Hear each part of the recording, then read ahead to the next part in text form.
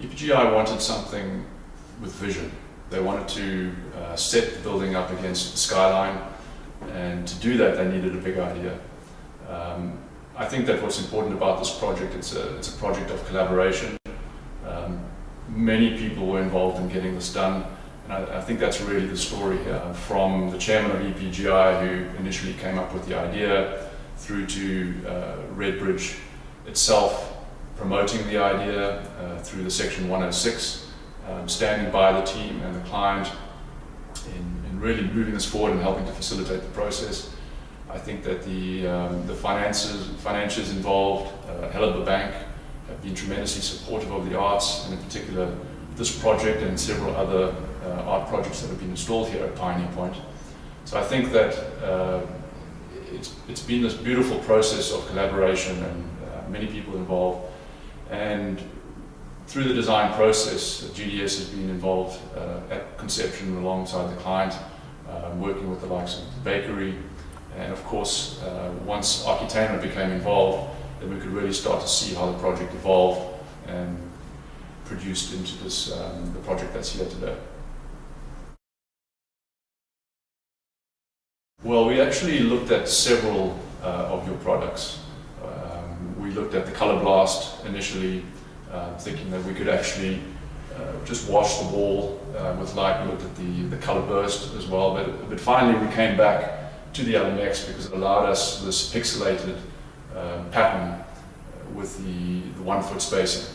And that pixelation gave us the ability to run content through these large media walls. So the media walls actually occur on 2 positions, one in each tower. We're currently sitting here in the south tower, and you can see the LMX and the nodes starting to run. Also in the north tower there's a similar setup, and the 2 towers together operate in synchronicity with one another. Now I think in particular with the LMX and the nodes, we decided to select the dome, the frosted dome, for a number of reasons. One is because the architecture itself of the building, this staircase that we're sitting in has a clear glass exterior enclosure, so we needed to use the refractive quality of the frosted dome in order to read the light very clearly. Also, with the dome being a curve, it allows you the ability to actually see the installation from much wider angles, so it can appeal to people walking down the road here or right up in Ilford over there. Well, Architainment Lighting was involved with us pretty much from day one. Obviously, it's been a process that started off as a year-long process. We had anticipated working on this for a year, from conception through to delivery. The process has actually taken us 3 years, as it were. I think as everybody became more and more enthusiastic and more excited about what the possibilities of this installation actually held, there was much more effort and much more input from the clients, the partners, Redbridge Council, the design team, and as we started to move along, the scope of the project and the intricacy of the project started to develop in a fantastic way. I mean, it was really that process of moving through from what started off as a kernel of an idea, expanding and expanding over the 3-year period into something that's become extremely well-rounded and a sophisticated piece of art. Working with Architainment through that process has been tremendously rewarding and helpful, and Architainment has really gone above and beyond anything that we could have hoped for, from obviously doing the mock-ups in the earlier days, the mock-ups of the Color Blast, the Color Burst, the LMX, through to approaching Pharos controls, about looking at the controls themselves, helping GDS to develop the iPhone app, which gives you manual controls outside of the building. So there were steps along the way, and I think that again, this idea of collaboration and the team working together from day one was an absolutely critical ingredient in the success of this project. I think we were very lucky in that EPGI, our client, is a very international known developer. They work in many geographic markets around the world, and the one thing that they understand very well is that this is a global market. It's no longer the case where if you are selling or renting apartments in London that your market is Londoners. It's definitely the case where people in Dubai, people in New York, people in Paris, they're all looking on their computer screens and comparing properties in those metropolitan centres. And I think that projects today need to be able to go that extra mile in order to appeal to the broader market, the broader audience of who real estate buyers are now. So we were very fortunate that we had a client with that kind of foresight and vision, and we were able to help them move that vision along. I think that the challenge, if you like, although it turned out for the best, was this idea that as we move forward, the scope of the project continually grew. And I think it was the growth of that scope that really fed into the success and fed into the depth of what's being created, not only with the infrastructure itself, but with the content, the amount of people that collaborated on the content that runs through. We have a tremendous amount of content. We started off with 6 pieces initially, was the scope.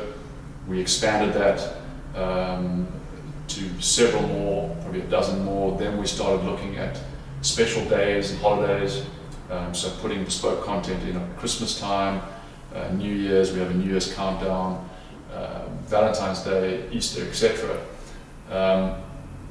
So it was the growth of that scope that enabled us to actually fine-tune the instrument.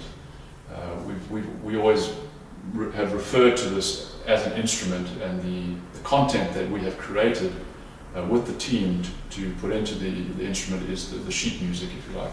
So it's been an incredible process of understanding the dynamic of Ilford, the dynamic of the building in its context, the visibility of the installation from Canary Wharf through to the airport, etc. So it's been a tremendously rewarding process, and the success of the project at the end of the day has been a product of that, and it's worked out very well, we think.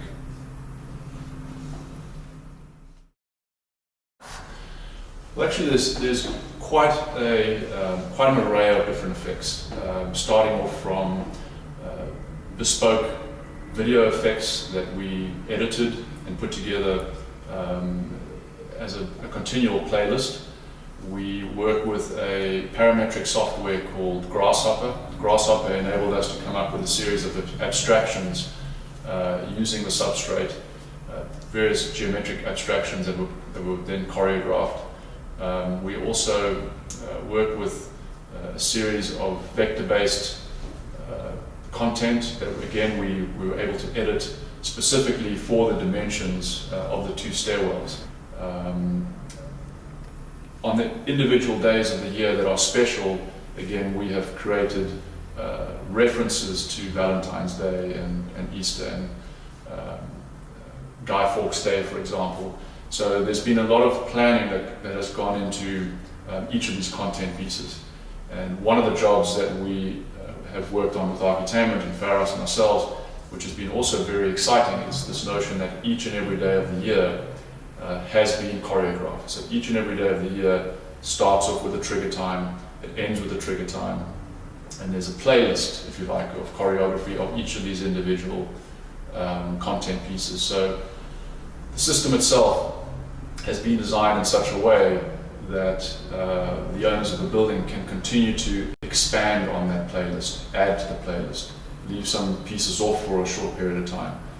Very similar to having an iPhone or an iPod, where you can start to select and compile your own series of playlisted pieces depending on time of the year or depending on special events. So I think one of the exciting things has been this whole control system that has been custom created for the project. And I think one of the most successful things about the controls is its ability to change, constantly change as you move along. New bespoke content can be added. I think one thing to mention as well, which is a real draw to this project in terms of technology, is that the team actually developed an iPhone app which enables you to move around the building, move around the city, as long as you're connected to the wireless network of the project, and actually manually change the content as you move around. So it gives the owner of the building a great opportunity to control his instrument. That control system can also be controlled from anywhere in the world. So if the owner with his secured login would like to put on a certain playlist that he prefers, then he has the ability, or the building managers have the ability to actually control that from any terminal where they have the correct login. The project has been a tremendous success. I think everybody unanimously is thrilled with the project. I think that it's exceeded everybody's expectations, from the client through to the local council, through to head of the bank, certainly the design team, the technical team, the collaborative team. I think everybody has produced a piece of art here that they are extremely proud of. I think that the initial tests and discussions we've had with the people of Ilford, people are extremely excited about having this in their town. It's a source of pride. We were out, in fact, a few weeks ago doing a test, standing on the street doing a video, and a family actually came out and said, how long would we be out here, because ultimately they wanted to run back, get their kids, and actually bring their kids over to see the content playing. So that was a very rewarding moment in the stage process of how we developed this. But I think all in all, the most important thing in understanding the project holistically was this idea that this would never have happened were it not for the collaborative efforts and the vision of so many people and so many companies that were involved, and just people going well above what they were initially requested to do, to participate in this and just produce an absolutely world-class installation.